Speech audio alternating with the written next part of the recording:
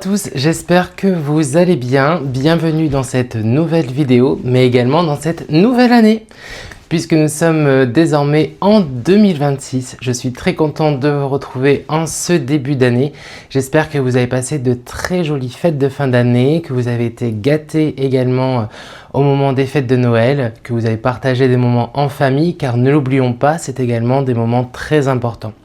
J'espère que l'année 2026 sera une très belle année pour vous et que vous avez plein de nouveaux projets tricot et de moments agréables que vous avez préparés.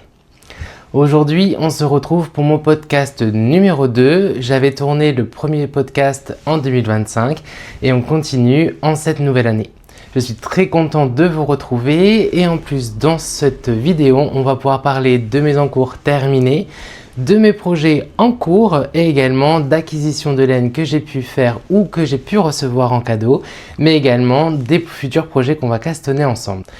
Le premier projet terminé que je peux vous présenter, mais que je n'ai malheureusement pas avec moi car il s'agissait du cadeau de Noël de ma mère, ce sont les chaussettes poudreuses que j'ai pu tricoter dans le patron du livre Le tricot du grand froid. Donc c'est un patron qui était vraiment très sympa à réaliser, c'était la deuxième fois que je les faisais.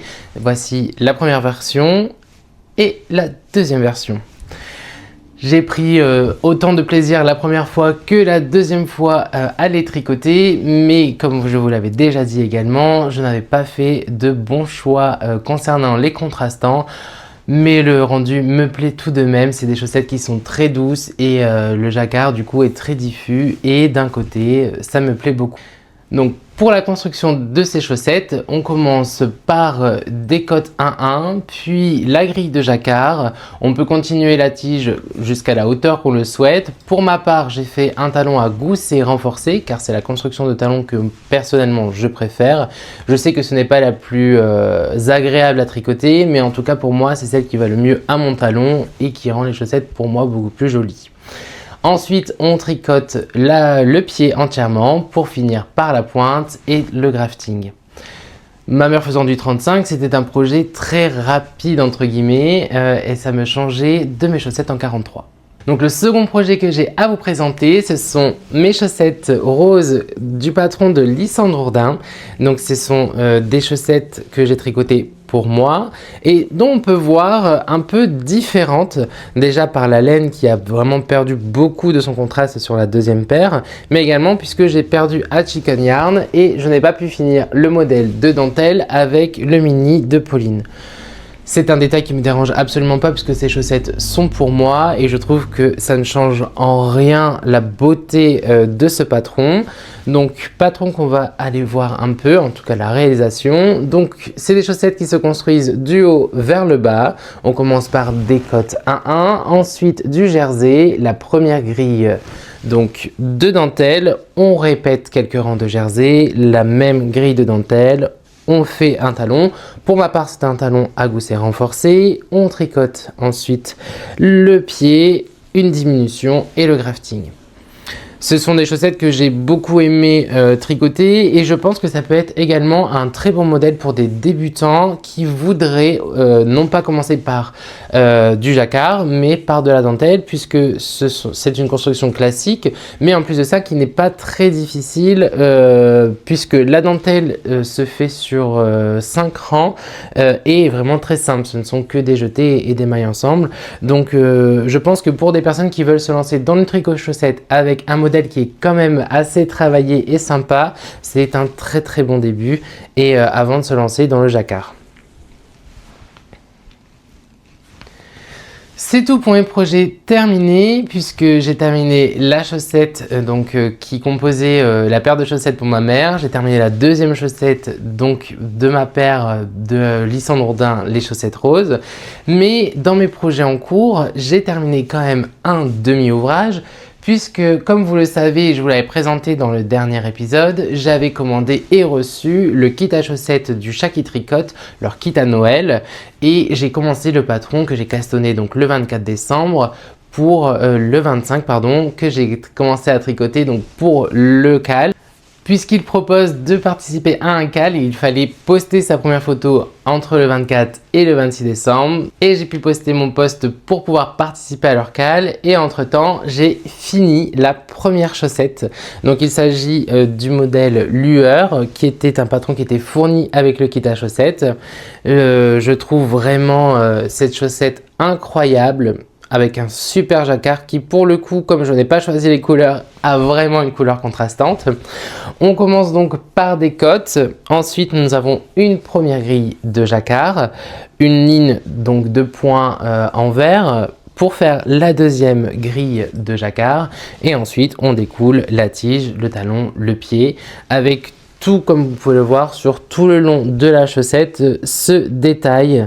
Alors j'avoue qu'au début, lorsque j'ai commencé à la tricoter, ça ne me disait rien, mais vraiment, une fois terminé, je trouve que c'est vraiment un petit ajout qui fait vraiment de cette chaussette un modèle unique.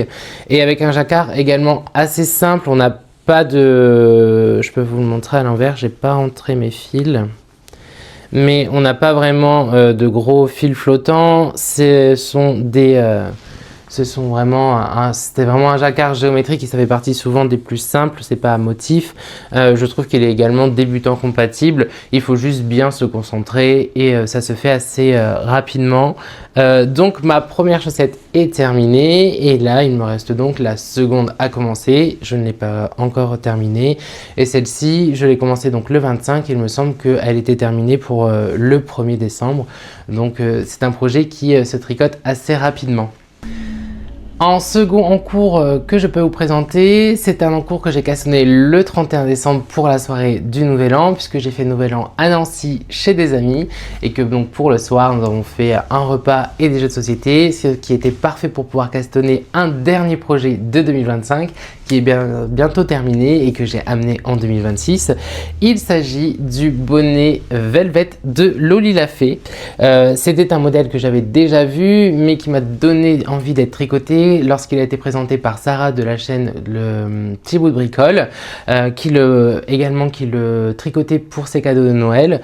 Donc j'ai vraiment adoré ce modèle et je me suis dit allons le tricoter. Donc c'est un bonnet qui se tricote du bas vers le haut en circulaire. On commence par des côtes pour ma part de 2 et ensuite on fait ce magnifique point cœur. Je ne sais pas comment il s'appelle ce point mais je le trouve vraiment très joli. C'est un bonnet qui est pas si rapide que ça, puisque on a quand même 10 cm de côte. Ensuite, on a un nombre certain à répéter au niveau du motif. Et c'est un motif qui se fait sur 4 rangs. J'aime beaucoup le tricoter. En plus, c'est pour une amie, donc je dois lui finir pour le 26 janvier. Donc, c'est un bonnet que je ne dois pas tarder à terminer. Je le tricote dans des laines, donc pour le coloris principal, si je puis dire. Il s'agit... Hop. Attendez. Hop. Il s'agit de la Fingering Socks de Inès Green dans le coloris Forget Me Not et que je double avec, bon là il m'en reste presque plus, donc heureusement que je suis sur la fin du bonnet. C'est du mohair et soie de Filcolana en coloris blanc et je trouve que le combo des deux, alors déjà la laine d'Inès Green est vraiment très très belle, mais je trouve que le mohair de soie blanc rajoute vraiment ce côté très très doux au bonnet et qui sera donc parfait pour un bonnet d'hiver. C'est maintenant terminé pour mes projets en cours. Je vous propose de passer aux laines que j'ai reçues et qui m'ont été offertes avant de vous parler de la suite sur la chaîne.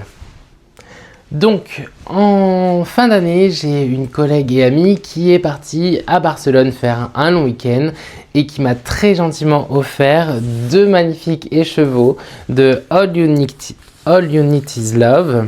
Donc c'est une teinturière de Barcelone qui teint directement ses écheveaux.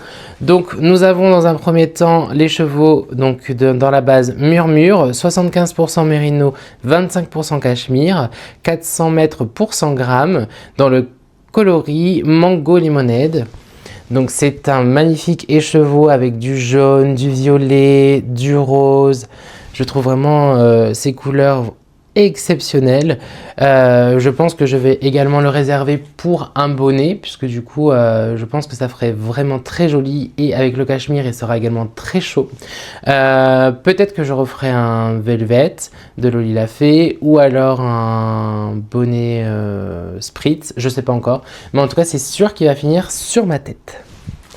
Elle m'a également très gentiment offert cet écheveau qui est la Silky, donc 100% soie, 400 mètres pour 100 grammes dans la couleur lipstick. C'est un magnifique rose d'une douceur incroyable. Le 100% soie est vraiment divin. Je ne sais absolument pas quoi faire avec ce magnifique écheveau. Il sera très précieusement gardé en attendant, mais il va falloir que je réfléchisse à l'utiliser très intelligemment. Je n'ai jamais eu d'écheveau 100% soie, c'est le premier. Donc je vais regarder ce que je peux tricoter avec, puisque je ne sais pas non plus si il faut le tricoter d'une manière particulière ou non. Donc en attendant, je le conserve, mais je suis très content de ces deux achats. Comme je vous l'ai expliqué, je suis allé à Nancy donc pour le nouvel an. On y a passé quelques jours chez des amis et j'ai commencé le bonnet velvet. Dans un premier temps, je l'avais commencé dans la version fingering, puisque vous pouvez le tricoter en fingering comme en DK. Mais le rendu ne me plaisait pas et je trouvais que ça serait un peu frisqué pour un bonnet, et donc du coup je suis allé dans une mercerie où j'ai acheté le mohair de filet soie, mais également j'ai trouvé dans cette mercerie un écheveau Le Bruit des aiguilles dans le coloris colère.